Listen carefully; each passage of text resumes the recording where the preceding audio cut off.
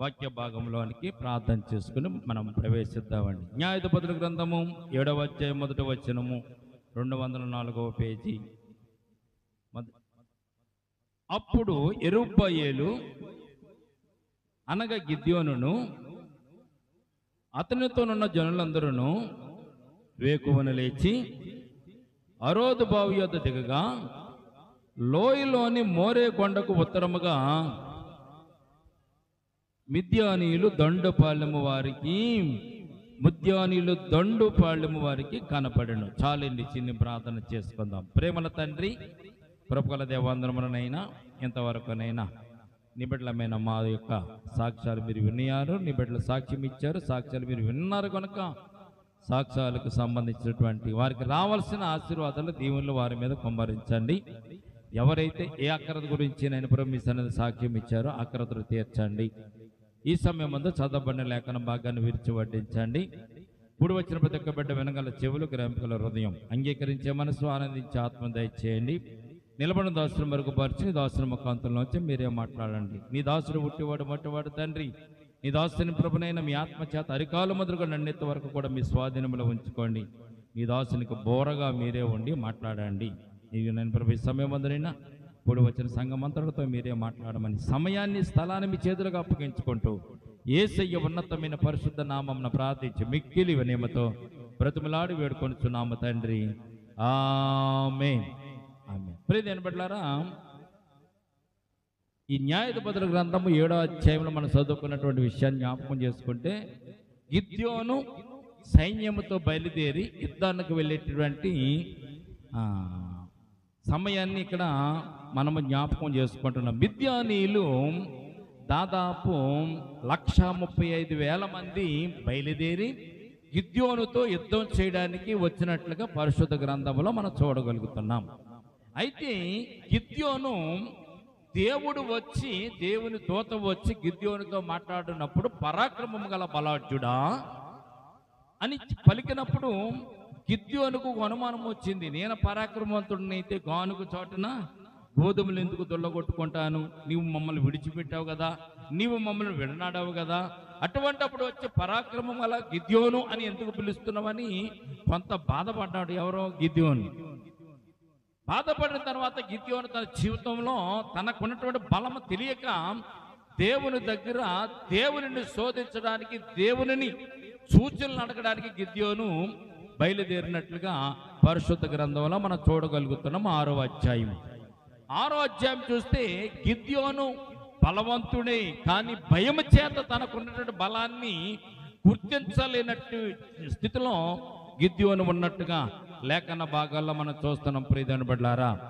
ఎందుకు గిద్యోను బలాఢ్యుడైన పరాక్రమం గల బలాఢ్యుడని దేవుని దూత వచ్చి పలికితే గిద్యోనులో ఉన్నటువంటి తన బలము తనకు ఎందుకు తెలియలేకపోయింది అంటే గిద్యోను తన జీవితంలో భయం చేత తన బలాన్ని గుర్తించలేకపోయాడు. ఈ రోజున కూడా మనము అనేక సార్లు బలహీనులుగా ఉంటున్నాము, బలహీనులుగా మనము కనబడుతున్నాము. బలహీనులుగా ఎందుకు మనము కనబడుతున్నామన్న విషయాన్ని ఒక్కసారి మీకు జ్ఞాపకం చేసుకుంటే ప్రియమైన బిడ్డలారా, మనకున్నటువంటి బాధలు, మనకున్నటువంటి కష్టాలు, మనకున్నటువంటి ఇరుకులు, మనకున్నటువంటి ఇబ్బందులు బట్టి మనం ఎలాగున్నా తెలిసింది బలహీనులుగా మనము ఎదుటి వారికి కనపడుతున్నాం. గిద్యోను కూడా తనలో ఉన్న బలము, తనలో ఉన్న శక్తి తనది కాదు కానీ దేవుడిచ్చే శక్తే కానీ ఆ శక్తిని కూడా గిద్యోను గుర్తించలేక పారిపోయినట్టుగా గానుగు చోటుకి వెళ్ళి గోధుమలు దొల్లగొట్టుకుంటున్నాడు. గత వారంలో మనం చెప్పుకున్నాము, గానుగు చాటున గోధుమలు ఎందుకు దొల్లగొట్టుకుంటున్నాడు గిద్యోను అనేటువంటి సత్యాన్ని జ్ఞాపకం చేసుకున్నప్పుడు మిద్యానీయులకు భయపడి గిద్యోను గానుగు చాటున గోధుమలు దొల్లగొట్టుకుంటున్నాడు. ఎందుకు చాటుగా దొల్లగొట్టుకుంటున్న విషయాన్ని కూడా మనం జ్ఞాపకం చేసుకున్నాం. మిద్యానీయులు పండిన పంట అంతా కూడా వారు దోసుకుపోతూ పండిన పంటలు ఏది కూడా మిగల్చకుండా వెళ్తున్నప్పుడు దొంగచాటు వీరు రాత్రులు వెళ్ళి కొంత ధాన్యాన్ని తీసుకుని వచ్చి గానుగు చాటున గిద్యోను దాన్ని దొల్లగొట్టుకున్న సందర్భాన్ని మనం జ్ఞాపకం చేసుకున్నాం. ప్రియమైన బిడ్డలారా, ఎందుకు గిద్యోను అంత బలహీనుడు అయిపోయాడంటే మిద్యానీయుల బలము చేత, మిద్యానీయుల భయము చేత గిద్యోను అంత బలహీనుడు అయిపోయాడు. ఈ రోజున మనం కూడా దేవుడు మనకు తోడుగా ఉంటానని వాగ్దానం ఇచ్చాడు.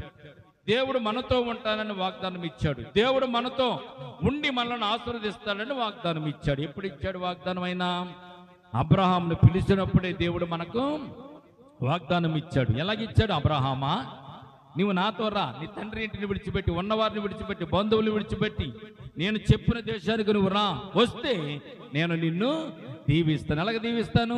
ఇసుక రేణువుల కంటే గొప్పదైనటువంటి విస్తారమైన సంతానం ఇస్తాను, ఆకాశ నక్షత్రముల కంటే గొప్పదైన సంతానాన్ని నీకు ఇస్తాను, ఇచ్చి ఈ దేశం అంతటిని కూడా నీ సంతానానికి నేను ఇచ్చి నీ సంతానముని నేను ఆశీర్వదిస్తానని దేవుడు వాగ్దానం ఇచ్చాడు. దేవునికి స్తోత్రం కలుగును గాక. మరి ఆ వాగ్దానం మనకి సరిపోతుందండి? ఆ వాగ్దానం మనకు కూడా వర్తిస్తుందా అంటే ఆ వాగ్దానము మనకు కూడా అది వర్తిస్తుంది. అందుకే ఏప్రిల్ రాసిన పత్రికలో మనం చూస్తాం, విశ్వాసము కలిగిన ప్రతి ఒక్కరు కూడా అబ్రహాము యొక్క కుమారుడు కుమార్తె అని ఏప్రిల్ రాసిన పత్రికలో స్పష్టంగా వాగ్దానము మనకు కూడా ఉంది అనేటువంటి విషయాన్ని ఏప్రిల్ రాసిన పత్రిక అపోస్తలుడైన పౌలు గారు రాసినటువంటి సందర్భాన్ని మనము జ్ఞాపకం చేసుకుంటాం. దేవుడు మనకు కూడా ఇచ్చాడు వాగ్దానం. ఏ వాగ్దానం అది? అబ్రహాము సంతానాన్ని దేవుడు దీవిస్తున్న వాగ్దానం మనకి ఉంది. అంటే మనం కూడా బలహీనులం కాదు, గిద్యోను బలహీనుడు కాదు, బలవంతుడు అయిన కానీ తనలో ఉన్న బలాన్ని, భయము చేత బలాన్ని అణిసివేసుకున్నట్లుగా పరిశుద్ధ గ్రంథంలో మనం చూడగలం. మనము కూడా బలవంతులమే. సాతాన్ని జయించడానికి, సాతాన్ని ఓడించడానికి, సాతాను మీద జయం పొందుకోవడానికి మనం కూడా బలవంతులమే.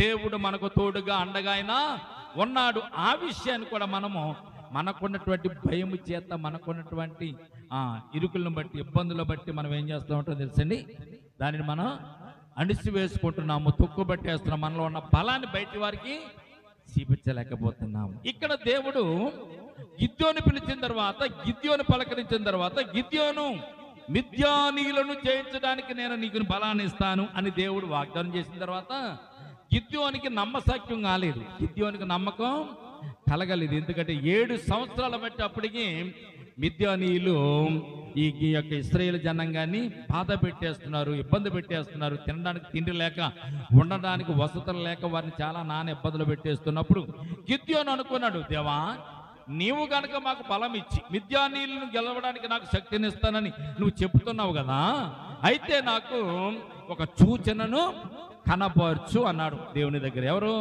గిద్యోను. ఏ సూచన అడుగుతున్నాడు గిద్యోను? నేను వారిని జయిస్తాను అని చెప్పడానికి, నేను వారిని జయిస్తాను, ఆ బలము నాకు ఉంది అని తెలవడానికి నాకేదన్నా సూచన దయచేయని గిద్యోను దేవుని దగ్గర ప్రాధేయపడ్డాడు. ప్రాధేయపడితే దేవుడు అన్నాడు, ఏం కావాలో కోరుకో అన్నాడు. దేవుడు ఏమన్నాడండి? నీకేం కావాలో కోరుకో, ఏ సూచన కావాలో కోరుకో, ఆ సూచన నేను నీకు చూపిస్తాను అన్నాడు. దేవునికి ఈ లోకంలో అసాధ్యమైనది ఏది కూడా లేదు.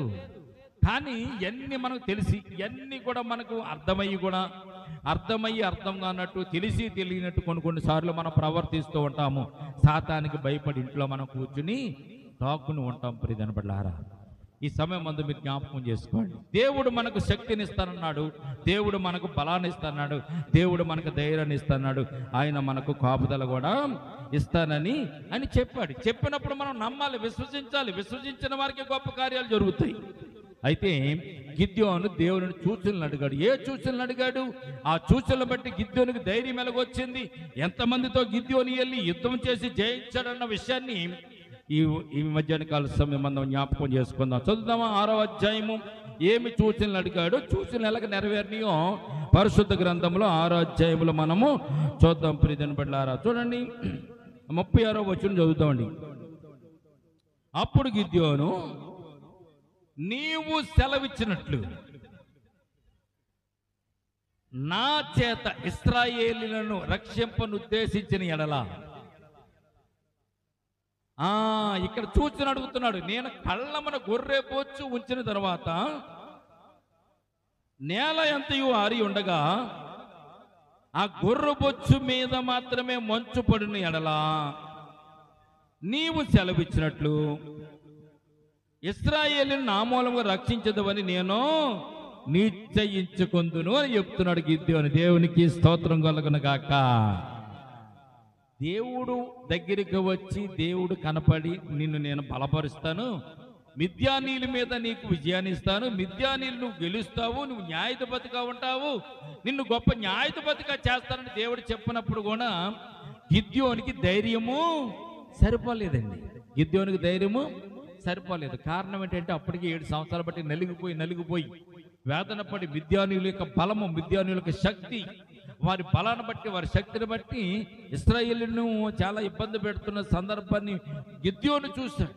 గిద్యోను వారికి దోషులు అవడానికి గల ముఖ్యమైన కారణం ఏంటి? గిద్యోనుకు కూడా తెలుసు, ఇశ్రాయేలు జనాంగం అంతా పాపం చేసి దేవుని మాటను అంగీకరించకుండా ధర్మశాస్త్రాన్ని విడిచిపెట్టి అన్ని దేవతలను పూజించి విగ్రహారాధన చేసి దేవునికి కోపం తెప్పించినప్పుడు దేవుడు మిద్యానీయుల చేతికి ఇశ్రాయేలును అప్పగించాడు. అంతే, మిద్యానీయులు బలవంతులు కాదు, దేవుడు వారిని అప్పగించాడు కనుకనే మిద్యానీయులు ఇశ్రాయేలు మీద బలమును పొందుకుని ఇశ్రాయేలుని వారు బాధ పెట్టగలిగారు. మరలా దేవుడు అదే మిద్యానీయులకు అప్పగించిన ఇశ్రాయేలుని మరలా విడిపించి మిద్యానీయులను నశింపజేయడానికి దేవుడు ఇష్టపడినట్టుగా లేఖన భాగాల్లో మనం చూస్తున్నాం. ప్రియదేవుని పడ్డారా? అయితే గిద్యోను అడిగాడు, ఇదిగో ప్రభువా, ఈ సూచన నాకు కనపరచు. ఆ రోజుల్లో ఎక్కువ ఉన్నటువంటి సంపద ఏంటంటే గొర్రెలను పెంచి ఆ గొర్రెలకు వచ్చినటువంటి బొచ్చును కత్తిరించి ఆ బొచ్చును ఆ రోజున ఆ వెంట్రుకలను వారు అమ్ముకునేవారు. అదొక విదేశీ వ్యాపారం ఆ రోజుల్లో. ఆ రోజుల్లో ఈ గొర్రె బొచ్చును ఏం చేసేవారంటే వ్యాపారం చేసేవారు. గొర్రె బొచ్చు చక్కగా కత్తిరించి గొర్రెలను బాగా పెంచిన తర్వాత ఉన్ని అంటారు దాన్ని. ఆ ఉన్ని వచ్చిన తర్వాత ఆ ఉన్నిను విదేశాలకు అమ్ముకుని డబ్బులను వారు సంపాదించుకునేవారు. ఆ రోజున గిద్యోను దగ్గర గొర్రె బొచ్చు ఉంది. ఆ గొర్రె బొచ్చును తీసుకెళ్లి గిద్యోను ఆరబెట్టాడు. ఉంచిన తర్వాత గిద్యోనుకు ఒక ఆలోచన వచ్చింది, ఏమడగాలి దేవుణ్ణి ఏమడగాలి, ఏమడిగితే నాకు ధైర్యం వస్తుంది అని గిద్యోను ఆలోచన చేసి ఇక్కడ ఏమని చెప్తున్నా తెలిసింది, ఇగో నేను కళ్ళమున గొర్రెబొచ్చు ఉంచిన తర్వాత నేల అంతయు ఆరి ఉండగా ఆ గొర్రెబొచ్చు మీద మాత్రమే మంచు పడిన ఎడలా నీవు ఇశ్రాయేలును ఆ మూలము రక్షించదవని నేను తెలుసుకుంటాను అన్నాడు. ఎంత విపరీతమైన కోరిక కదా! ఒక ప్రదేశంలో గొర్రెబొచ్చు ఆరబెట్టాడంట. గొర్రెబొచ్చు ఆరబెట్టిన తర్వాత కింద నేల ఉంది, పైన గొర్రెబొచ్చు ఉంది. ఏమని కోరుకున్నాడు? నువ్వు మంచు పడాలి, ఆ గొర్రెబొచ్చు మీద మంచు పడాలి, గొర్రెబొచ్చు మీదే పడాలి, చుట్టుపక్కల నేల ఏమి కూడా తడవడానికి వీలు లేదు. నేను చూసినప్పుడు గొర్రెబొచ్చు మీదే మంచు ఉండాలి, గొర్రెబొచ్చే తడిసి ఉండాలని దేవుని దగ్గర సూచనను గిద్యోను అడిగాడు. అసాధారణమైనటువంటి కోరిక ఇది. ఎక్కడైనా చెంపుడు నీళ్లు పోసారనుకోండి, మీరు ఆ ప్రదేశం అంతా తడుస్తుంది. గొర్రెబొచ్చు ఉన్న చోట వర్షం పడ్డదనుకోండి, మంచు పడ్డదనుకోండి, గొర్రెబొచ్చు తడుస్తుంది. గొర్రెబొచ్చు చుట్టుపక్కల ఉన్నటువంటి నేల కూడా తడిచిపోతుంది. అది సర్వసాధారణం. అయితే గిద్యోనుకున్నటువంటి ఆలోచన, నా దేవుడు గొప్పవాడు, ఏదైనా సాధ్యమైనకి, ఆయన ఏదైనా చేయగలడు, ఆయనకు అసాధ్యమైనది ఏది లేదు భూమి మీద అన్న విషయం గిద్యోను తెలుసుకుని ఈ సూచనను గిద్యోను అడిగాడు. దేవుడు ఏమన్నాడు తెలుసా? అలాగే అన్నాడు. ఏమన్నాడు? ఓకే, నువ్వు కోరుకున్నట్టే జరుగుతున్నాడు. ఆ రాత్రి గొర్రెబొచ్చు మీద మంచు పడింది. ఆ గొర్రెబొచ్చు ఉన్న ప్రదేశం అంతా, నేలంతా కూడా మంచు పడకుండా పొడిగా ఉన్నట్టుగా మనం చూస్తున్న దేవునికి స్తోత్రం కలుగునుగాక. 38వ వచనం చదవండి. అలాగోను జరిగిన అతడు ప్రొద్దుట లేచి ఆ బొచ్చును పిడిచి నీళ్లతో పాత్ర నిండి వరకు ఆ బొచ్చు నుండి మంచును పిండేను. అనుకున్నట్టుగా దేవుడు చేశాడు. నేలంతా పొడిగా ఉంది, గొర్రెబొచ్చు మీదే మంచు ఉంది.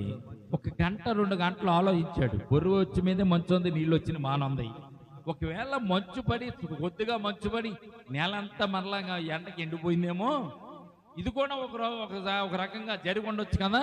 అయినా దేవుడు నేను మరలా అడుగుతాను అన్నాడు. ఏమంటున్నాడు? మరలా దేవుడిని అడుగుతాను. ఏమని అడుగుతాడు ఇప్పుడు? అప్పుడు గిద్యోను, ప్రభువా, మరొక్కసారి ఒక సూచన అడుగుతాను, నీ కోపము నా మీద మండనీయకుము, ఎంకుక మారే ఆ బొచ్చు చేత వెంట్రుకల చేత శోధింప సెలవిమ్ము,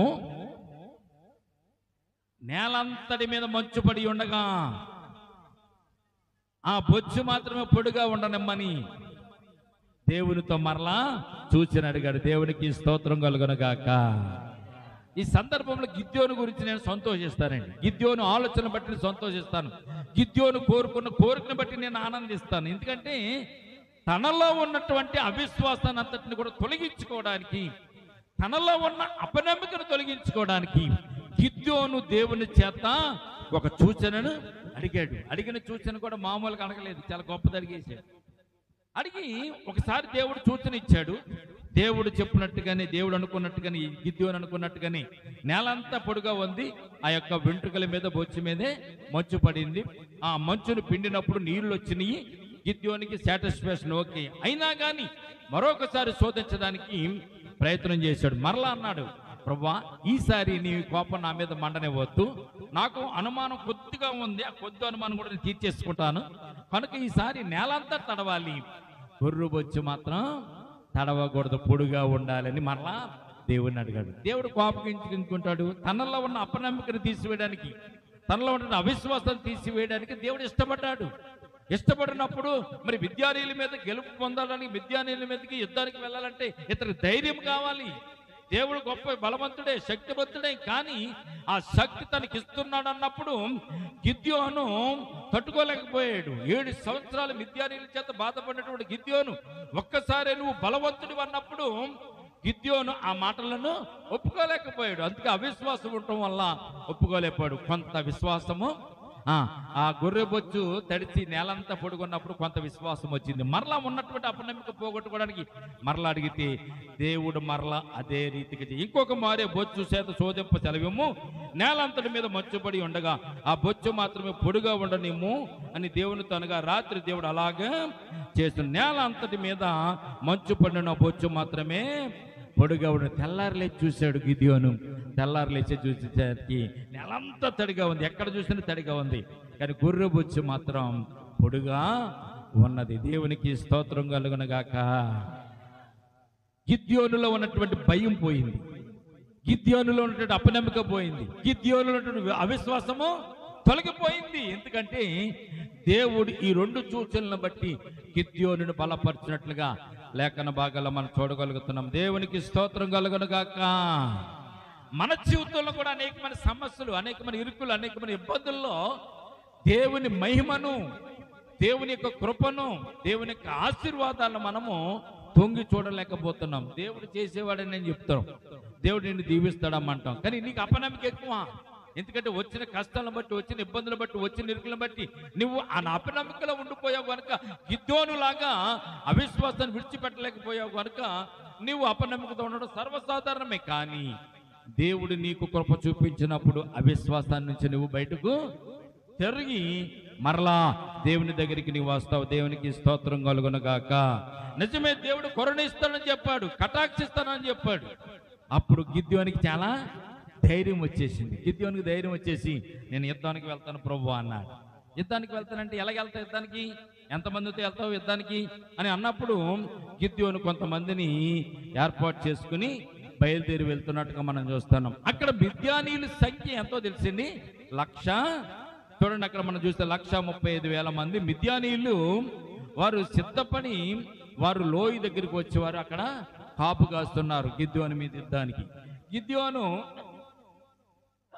దేవుని బలము చేత, దేవుని విశ్వాసం చేత ఎంతమందిని తీసుకుని వెళ్తున్నాడు అంటే ప్రియమైన బిడ్డలారా, 32,000 మందిని తీసుకుని గిద్యోను యుద్ధానికి బయలుదేరినట్టుగా పరిశుద్ధ గ్రంథంలో మనం చూస్తాం. అప్పుడు యెరుబ్బయలు అంటే గిద్యోనికి మరో పేరు యెరుబ్బయలు, జ్ఞాపకం పెట్టుకోండి. కనుక గిద్యోను అతనితో ఉన్న జనులందరూ వేగము లేచి ఆరోదు బావి యొద్ద దిగగా లోయలను మోరే కొండకు ఉత్తరముగా మిద్యానీయులు దొండుపాలెం వారికి కనపడను. యెహోవా నీతోనున్న జనులు ఎక్కువ మంది, నేను వారి చేతికి ఈ మిద్యానీయులను అప్పగింప తగదు.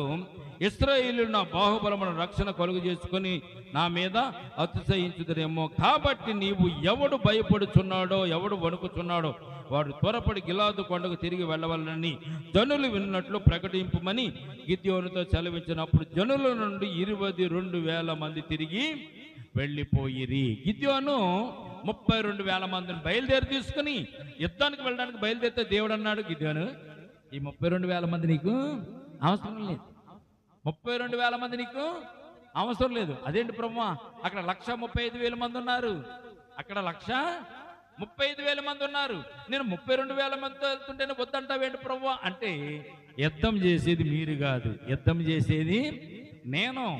మీరు యుద్ధం చేయని అవసరం లేదు, కానీ మీరు బయలుదేరి వెళితే చాలు అన్నాడు దేవుడు. అప్పుడు మరి ఏం చేయాలి ప్రభు అంటే, దేవుడు కొన్ని సూచనలు అక్కడ ఇచ్చినట్టుగా మనం చూస్తున్నాం. ప్రీతిని పడ్డారు గమనించండి. దేవుడు చెప్తున్నాడు, ఈ 32,000 మందిలో చాలా మంది భయపడుతున్నారు కనుక వారితో మాట చెప్పు, భయపడే వారందరూ కూడా కొండకి తిరిగి వెళ్ళిపోండి, భయపడిన వారే ఇక్కడ ఉండండి అని గిద్యోను ప్రకటించినప్పుడు అక్కడ వాక్యం చూస్తే మనము ప్రీతిని పడ్డారా, ఎప్పుడైతే భయపడే వారిని వెళ్ళిపోమని చెప్పాడో గిద్యోను 22,000 మంది బయలుదేరి వెళ్ళిపోయినట్టుగా మనం చూస్తున్నాం. దేవునికి స్తోత్రం కలుగును గాక. 32,000 నుంచి 22,000 తీసేస్తే ఎంతండి? ఇంకా 10,000 మంది ఉన్నారు. ప్రీతిని పడ్డారా, ఈ 10,000 మందిని కూడా దేవుడు శోధించాడు. ఒక ఏటి వాగు దగ్గర తీసుకెళ్ళి ఏటి వాగు దగ్గర వారిని నీళ్లు తాగమని చెప్పమన్నాడు. నీళ్లు తాగమని చెప్పినప్పుడు చూడండి అక్కడ ఏం జరిగిందో చూడండి. చూడండి 4వ వచనం, 10,000 మంది నిలిచి ఉండగా యెహోవా ఈ జనులు ఇంకా ఎక్కువ మంది, అంటే 10,000 మంది కూడా ఎక్కువేనంట దేవునికి. దేవుని యొక్క ఆశ్చర్యమైన క్రియలు ఏంటో తెలిసింది. మీరు ఇంతమందితో వెళ్ళి మనం మిద్యానీయులను జయించామని మీ ఇశ్రాయేలు జనాంగం చెప్పుకోకుండా ఉండునట్లుగా కొద్ది మందితోనే నేను నీకు విజయాన్ని కలిగిస్తానని దేవుడు చెప్పి 22,000 మందిని పంపించేశాడు.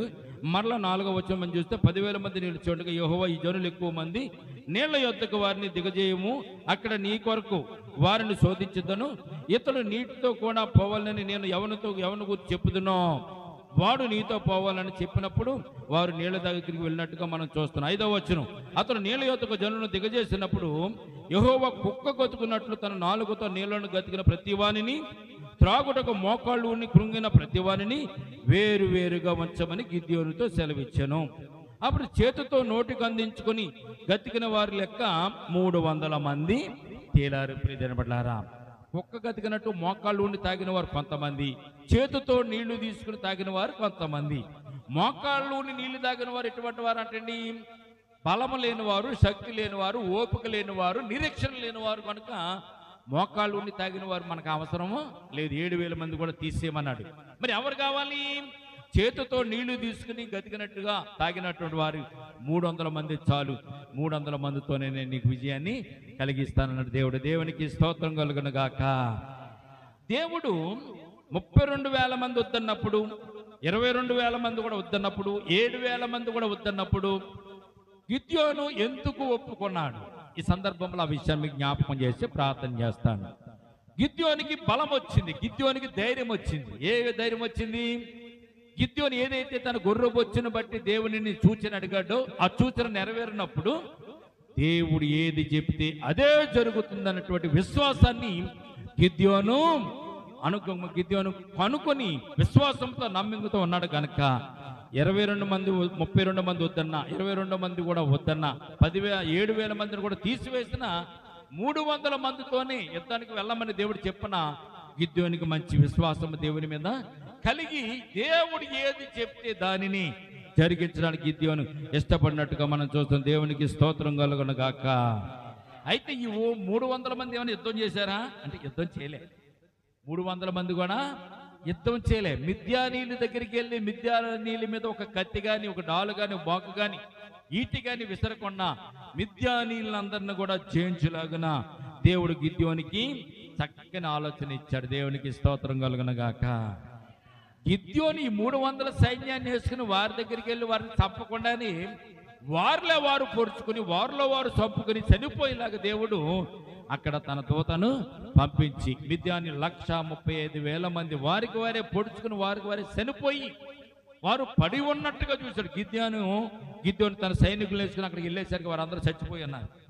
చనిపోయి ఉన్న తర్వాత దేవుడు చెప్పాడు, వీరి దగ్గర ఉన్నటువంటి దోపుడు సొమ్మంతా మీరు తీసుకుని వెళ్ళి మీరు అనుభవించండి అని గిద్యోనుతో చెప్పాడు. వారు వెళ్ళి ఆ దోపుడు సొమ్మును ఒలవడానికి, దోపుడు సొమ్మును తెచ్చుకోవడానికి ఎన్ని రోజులు పట్టిందో తెలిసింది. ఆ 135,000 మంది సైనికుల దగ్గర నుంచి తీసుకొచ్చేటటువంటి ఆ సొమ్ము, ఆ బంగారము, ఆ వస్తువులు, ఆభరణాలు ఇవన్నీ తెచ్చుకోవడానికి ఇశ్రాయేలు జనాంగానికి 3 రోజులు టైం పట్టిందంట. దేవునికి స్తోత్రం కలుగును గాక. ఇంకొక విషయం జ్ఞాపకం చేస్తే నేను ప్రార్థన చేస్తాను. సైనికులు అంటే యుద్ధానికి వచ్చేవారు మనుషులు బంగారం ధరించుకునేవారు, మనుషులే కాదు, గుర్రాలకు కూడా బంగారం ధరించేవారు. గుర్రాలకే కాదు, ఏనుగులకు కూడా వడ్డానాలు పెట్టి బంగారం వేసి ఏనుగులను కూడా అలంకరించి యుద్ధానికి వారు తీసుకొచ్చేవారంట. ఎవరన్నా ఏనుగులకి బంగారం తీసుకొస్తారండి? తీసుకొచ్చేవారు. గుర్రాలకు కూడా బంగారం తొలగించి తీసుకొచ్చేవారు. ఆ బంగారం అంతా ఒలుసుకుని తీసుకురావడానికి ఇశ్రాయేల్ జనాంగానికి 3 దినాలు పట్టిందంట. ఆ రోజున గొప్ప దోపుడు సొమ్మును ఇశ్రాయేలుకు గిద్యోను ద్వారాగా దేవుడు అందించినట్లుగా పరిశుద్ధ గ్రంథంలో మనం చూస్తే 8వ అధ్యాయం 9వ అధ్యాయం చూస్తే ఆ విషయాలన్నీ కూడా దేవుడు దానిలో రాసి ఉంచాడు. కనుక గిద్యోను బలపరచబడ్డానికి, గిద్యోను విశ్వాసంతో ముందుకెళ్ళడానికి 135,000 మందికి మీదకి యుద్ధానికి వెళ్తున్నప్పుడు 300 మంది చాలని దేవుడు చెప్పినప్పుడు ధైర్యంతో వెళ్ళడానికి గిద్యోనుకున్న బలం ఏంటో తెలిసింది. దేవుడు తనకి ఇచ్చిన సూచన ప్రకారము, ఆ గొర్రె బొచ్చుతో ఇచ్చినటువంటి సూచన ప్రకారము దేవుడిని ఎంతగానో విశ్వసించాడు, నమ్మాడు. దేవుడు చెప్పినట్టు యుద్ధానికి వెళ్ళి యుద్ధములో గెలిచాడు. ప్రియజన బిడ్డలారా, ఈ రోజున నీవు నేను కూడా బలహీనులుగా ఉండొచ్చు, మనం బలం లేని వారిగా ఉండొచ్చు, కానీ దేవుడు మనకు బలం ఇస్తానన్నప్పుడు ఆ బలాన్ని చేత పట్టుకుని మనం ముందుకు వెళ్ళాలి. అనేకమైన సమస్యలు, అనేకమైన ఇబ్బందులు, అనేకమైన ఇరుకులు మనకు ఉండొచ్చు, కానీ మన దేవుడు బలవంతుడు, మన దేవుడు శక్తిమంతుడు. ఆయన మనలను బలముతో నడిపిస్తాడు. మనం బలహీనంగా ఉన్నా కానీ మనల్ని బలపరిచి బలముతో నడిపించడానికి ఆయన ఇష్టపడేవాడు కనుక ఆయన ఈ వైపుకు చూస్తూ ఆయనలో మనం జీవిస్తూ గొప్ప శక్తిని, గిద్యోను పొందుకున్న శక్తిని మనం కూడా పొందుకుని, గిద్యోనుకున్న విశ్వాసాన్ని మనం కూడా సంతరించుకుని ఈ లోకంలో దేవుని బిడ్డలుగా ఉండడానికి మనం ప్రయత్నం చేద్దాం. ఈ కొద్ది మాటలు దేవుడు దీవించి మనలను ఆశీర్వదించును గాక. తల వంచండి, ప్రార్థన చేసుకుందాం. ప్రేమల తండ్రి, కృపగల దేవాంధ్రములైన గిద్యోనును ప్రభు మీరు బలపరిచిన విధానాన్ని, గిద్యోనును మీరు పురుగొలిపిన విధానాన్ని, గిద్యోనుకి మీరు ఇచ్చిన ధైర్యాన్ని, గిద్యోనుకి ఇచ్చినటువంటి మీరు భరోసాను ప్రభా ఈ సమయం అంతా జ్ఞాపకం చేసుకోవడానికి కృపను ఇచ్చారు తండ్రి. గిద్యోను గానుగ చాటును తన గోధుమలు దొల్లగొట్టుకున్న సందర్భంలో మీరు పిలిచారు. గిద్యోను, పరాక్రమం గల గిద్యోను అని మీరు పిలిచి గిద్యోనుకు నేను పరాక్రమాన్ని దయచేశారు, శక్తిని దయచేశారు, బలాన్ని దయచేశారు. మిద్యానీయుల చేత భయపడి గానుగ చాటున గోధుమలు దొల్లగొట్టుకుంటున్న గిద్యోనుకు బలాన్నిచ్చిన దేవా, ఈ సమయం అందు నేను ప్రభా శోధనల చేత, ఇరుకుల చేత, ఇబ్బందుల చేత పుట్టుమిట్టాడుతున్న నీ బిడ్డలకు కూడా, సంఘ బిడ్డలకు కూడా, నీ బిడ్డలకు కూడా ప్రభా అటువంటి బలాన్ని, శక్తిని వారికి దయచేయండి. 135,000 మందిని జయించడానికి గిద్యోనుతో పాటు 300 మందిని అనుమతించిన దేవా, మా జీవితంలో కూడా ప్రభా కొద్దిపాటి నేను ప్రభా ఈ సమస్యలను, ఇరుకులను, ఇబ్బందులను ప్రభా కేవలం విశ్వాసం చేత, నమ్మిక చేత మేము జయించి నీలో బలపడడానికి నేను మీ కృప చూపించండి. నీ బిడ్డలు ఉన్న ప్రతి అక్రతల అవసరత తీర్చగలడానికి గొప్ప దేవుడు నీవే. ఈ సమయం అందరైన ప్రభా నీ బిడ్డలందరితో మాట్లాడినందుకు స్తోత్రాలు, నీ బిడ్డలు ధైర్యపరిచినందుకు స్తోత్రాలు. నేను ప్రభా నీ బిడ్డల జీవితంలో గొప్ప కార్యములు జరిగించండి, ఘనమైన కార్యములు జరిగించండి. ఎవరైతే ఎక్కడ ఓడిపోయారో, ఎక్కడ కృంగిపోయారో, ఎక్కడ నేను ప్రభా సతికిలబడిపోయారో, ఎక్కడ దీనస్థితిలో ఉన్నారో, ఎక్కడ శోధనకు గురైపోయారో, ఎక్కడ వారు కమిట్మెంట్ అయిపోయి నేను ప్రభా నీకు దూరంగా వెళ్ళిపోయారో, మరలా నీ బిడ్డలను ప్రభా గిద్యోనుని పిలిచినట్లుగా నీ బిడ్డలను కూడా పిలవండి. నీ గిద్యోను ప్రభా ఆదరించినట్టుగా నీ బిడ్డలను కూడా ఆదరించండి. గిద్యోనికి ఇచ్చిన ధైర్యాన్ని ప్రభా నీ బిడ్డలకు కూడా దయచేసి వారి జీవితాల్లో నేను ప్రభా గొప్ప కార్యములు, అద్భుత కార్యములు జరిగించండి. గిద్యోను 300 మందితో వెళ్ళి కూడా నేను ప్రభు యుద్ధం చేయకుండానే ప్రభా నేను శత్రువులను ప్రభునైనా 135,000 మందిని నేను ప్రభా మీరు హతమార్చినటువంటి గొప్ప దేవుడు తండ్రి. నేను నీ బిడ్డల జీవితంలో ప్రతి కష్టాన్ని, ప్రతి ఇరికిని, ఇబ్బందిని తప్పించండి. నీ బిడ్డలకు కూడా ధైర్యాన్ని దయచేయండి తండ్రి. నేను 2025 సంవత్సరం నేను ప్రభా 9 మాసాలు కాపాడిన దేవా, నేను ప్రభా మరి 10వ మాసంలో మమ్మల్ని ప్రవేశపెట్టిన దేవా, ఈ 10వ మాసంలో బిడ్డకు ధైర్యాన్ని దయచేయండి, బలంను దయచేయండి, శక్తిని దయచేయండి. నీలో వాడబడడానికి నేను కృప చూపించండి. గిద్యోనికి ఇచ్చినటువంటి శక్తిని, బలాన్ని, నమ్మకను, విశ్వాసాన్ని బిడ్డలు కూడా దయచేసి అన్ని విషయాల్లో ప్రభునైనా ప్రభా నీలో నడుస్తూ, నీలో జీవిస్తూ ముందుకు సాగడానికి నైనా నీ కృప నీ బిడ్డలకు తోడుగా వచ్చి నడిపించదు కాకని మా ముందున్నటువంటి కార్యక్రమాన్ని దీవించమని యేసయ్య నామమున అడిగి మిక్కిలి వినయంతో బ్రతిమలాడి వేడుకొనుచున్నాము తండ్రి. ఆమేన్, ఆమేన్.